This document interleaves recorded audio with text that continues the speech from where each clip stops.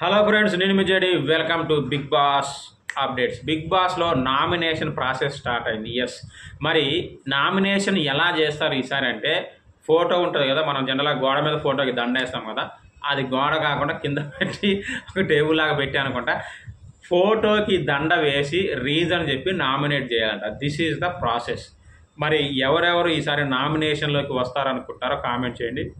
Only OG clear అంటే మన ఈయనన్నాడు కదా నబీల్ ఆఫ్రిది, వాళ్ళకి సంబంధించిన వాళ్ళని నామినేట్ చేయాలి. మరి వీళ్ళు కొత్తగా వచ్చింది కాబట్టి ఆల్రెడీ వీళ్ళకు పవర్ ఇచ్చిండు, ఇమ్యూనిటీ అని చెప్పాను.